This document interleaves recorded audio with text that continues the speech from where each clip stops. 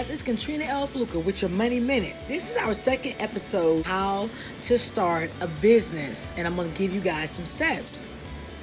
This request was made by one of our members. All right, thinking of starting a business. Step 1, choose the right business idea and your natural abilities, your natural gifts and talents. And the reason I say, and you hear me emphasizing natural abilities, natural gifts and talents, because starting a business, owning and operating a business can be difficult. I've been running Wild Way Travels, doing business as Dream Vacations, C.O. Fluker and Associates. I'm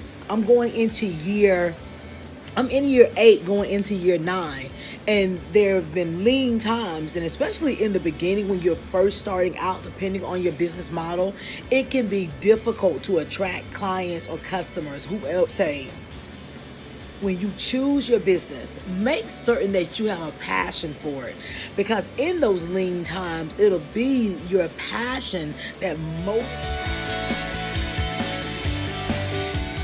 Step 2, let's talk about, you have to plan your business, a business plan.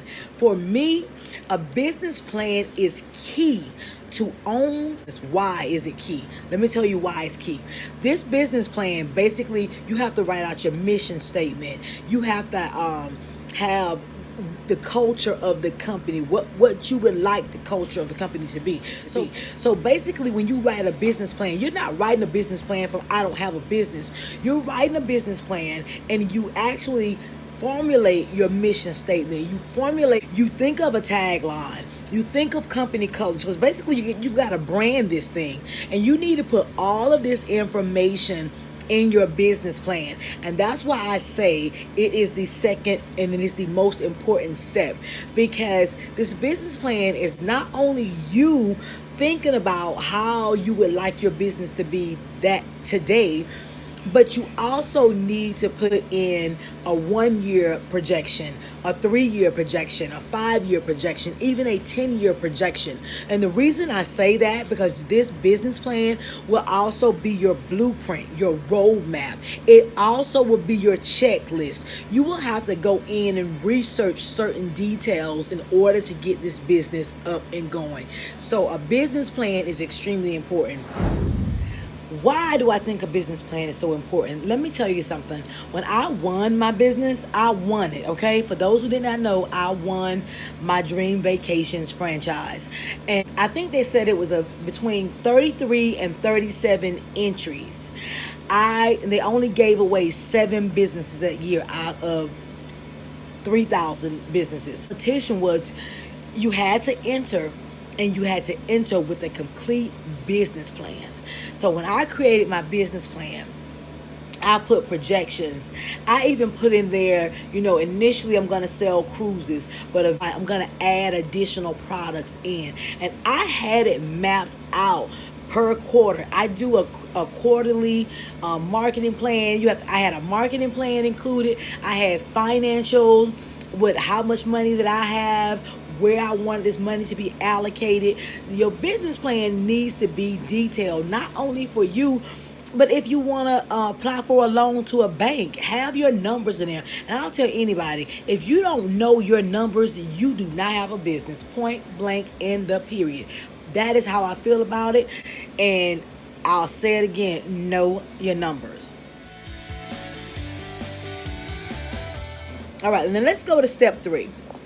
Step 3, form your business. Now, when you form your business, basically you're registering your business in the state that you're in. And your legal business entities, such as, you have to make a decision.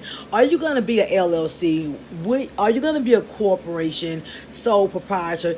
Research those see what the pros and the cons are for each legal entity, and see if that serves the purpose that you're trying to do with your business. Okay, how to register? Just go to whatever state you're in, the Secretary of State, and they should have a way to do that. I strongly advise you to always utilize the tools and information in SBA.gov. SBA.gov can point you in the right direction on how to register your business as a legal entity. Now, some people don't register the business. I learned this year during the COVID-19 pandemic, it is so important to register your business. Why? All of those monies that we had access to, loans and grants, a part of the CARES Act, if you were not registered as a legal entity or filing taxes as self-employed, you weren't eligible for the pandemic relief funds. So that's another reason to register your business. And then the most important thing is, if you choose not to register your business, you will be held responsible for all debts and all liabilities. So registering, depending on what type of entity you choose, it will protect you as well as your personal assets, okay? Now, let's talk about securing your domain name. What you want to do, and while you're creating your business plan, you should already have a name for your business. You should decide what you want. Now, what I did when I registered Y-Way Travels, doing business as Dream Vacations in the state of Georgia, and a new business that I just started, I reserved the name. That way, no one else could take the name. And I reserved it with the state of Georgia for $25. So I did reserve the name.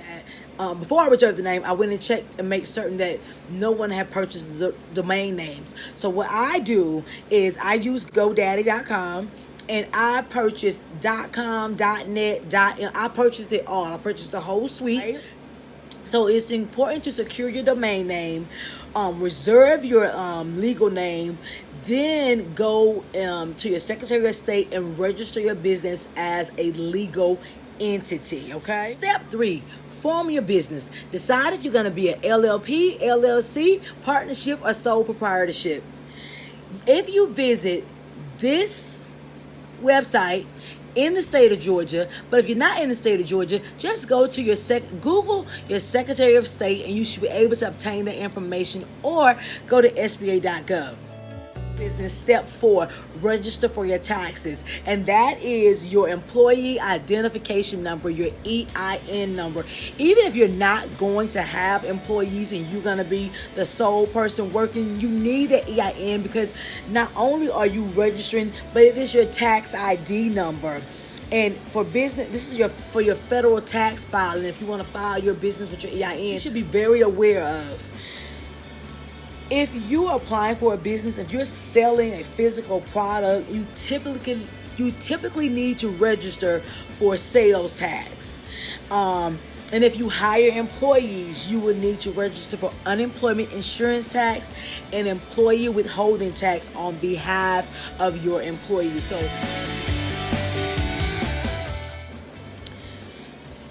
step 5, create business accounts, credit accounts for your business.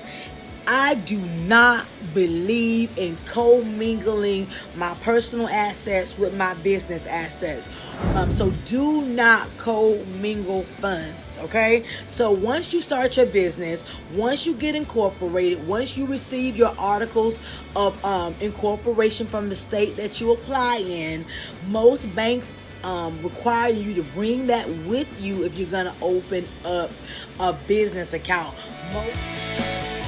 To setting up your accounting. Now, for me, initially, I didn't set up an accounting system because it was just me.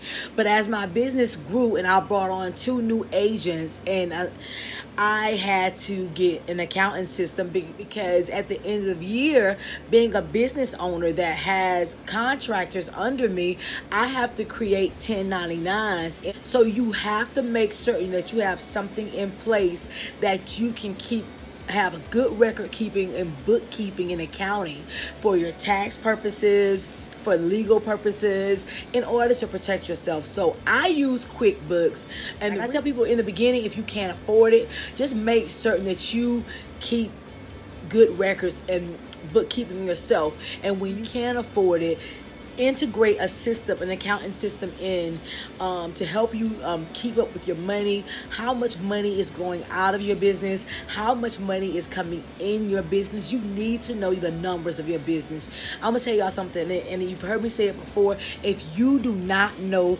your numbers, you are not in business. You should know how much you're spending, how much time I can spend on a particular reservation, and how much I'm paying myself.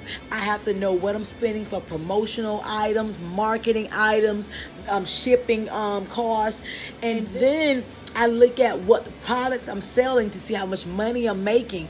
And I keep an account of what's going out and what's coming in. And the reason I say that, if you're spending more than you're making, your company is in the red. You're not operating at a profit. And if you don't know your numbers, how do you know? I started my business, it started in 2012.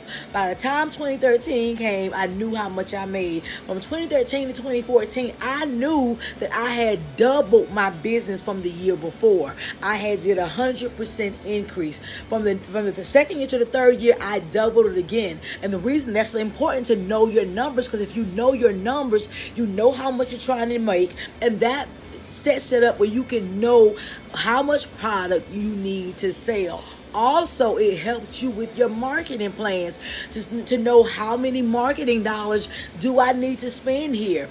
And then when you have the business plan, when you have the accounting, and you put all of this together, it can help you look at your business plan to see what's working, what's not working, what do I need to adjust, what do I need to trim, what do I need to remove. Something. Being a business owner, when you are compassionate and you're passionate about your business, and you have all these amazing ideas that you think are amazing, but they're just not working, just not producing fruit, you're just not seeing any money, even though it's your idea, let me tell you something. Be the first person to look in the mirror and be able to say, I'm scrapping this idea. It is draining money. It is bleeding my company. I refuse to work another year and be in the red. So I need to make adjustments. And that's another reason it is so important to have a business plan, because like I said, it is your blueprint. It is your map. It is a way for you can check your progress to see if you're hitting milestones in your business. You know what I mean?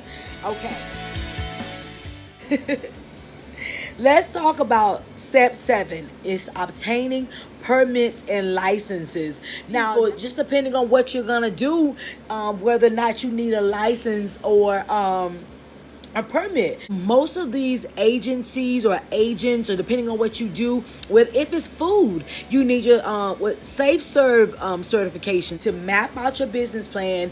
That's the second step, the key step, because if you have to do research when you're going through the business plan, that should be the opportunity in the time where you dig and figure out what permits or certifications will I need to operate legally.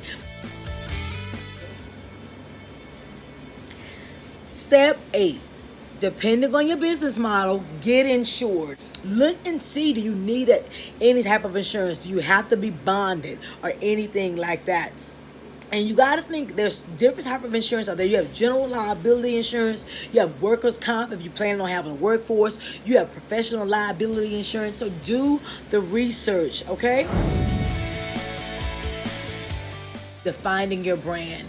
I love this part of being a business owner. I do believe that I am an influencer. I am a brand. Wide Travels, CL Fluker Experience, the travel agent lady.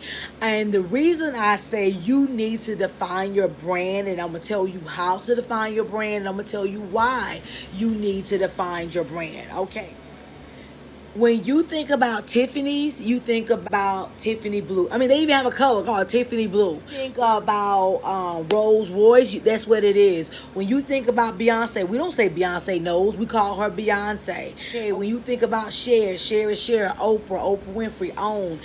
They branded themselves. They said to you, I am Beyonce, one name only. I am, Beyonce, and she told us who she was, and we accepted that. And that's the same thing with the business. You decide who your client is. You decide, am I going to market to Susie Q Jackson, or am I going to market to John Q Adams? Who is your client? Define who your client is. Define what your brand is. Let me tell you something. Listen to me very carefully when it comes to your brand and you defining your brand, because you tell your clients, this is what I have to offer. Think about your pictures that you're posting when you create your social media presence, because you know if she's going to be Susie Q or John Adams. What age is this person is? What does this person do for a living? How much money does this person make?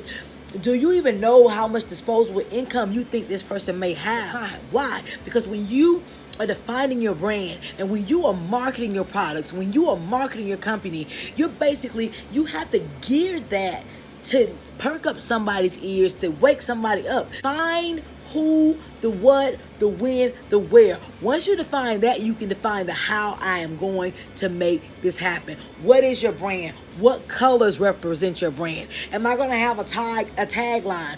Like, you need to ask yourself, am I trying to make an extra $200 a month just to have some spending money or to put towards here, towards there? Or am I trying to build a business? If you're trying to build a business, you need to definitely define your brand, because branding matters. About step 10, establishing a web presence. Okay, now we've talked about purchasing your domain name. We talked about your defining your brand. The reason why social media is so important, because it allows you to reach people that you would not normally reach.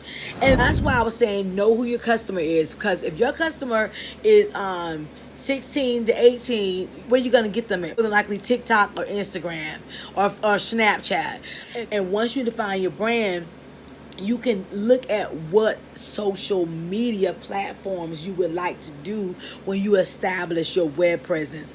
Now, I truly believe that every business should have a Google business page, a G business page. I think it's highly important. I believe that every Facebook presence, Instagram presence, Twitter presence, you should have, I personally think you should be present everywhere, because create a web presence, you need to make certain that you are out there. Don't just create a web page or create a fan page on any of the social media sites and not engage your clients. Put up new and creative and innovative posts. Also, when you're out here posting, triple check. Have a friend, somebody to read your copy. And what copy is the text that you put in your post, your online ads, your Google. Read it. Read it as a consumer and not as the owner and the operator. Because you got to think, I'm putting this out there for the public to consume. So read it as a consumer and see what you're putting out there. Does this make me excited? Is it evoking any emotion in me? Starting a business is simple if you have the step-by-step guide to do it.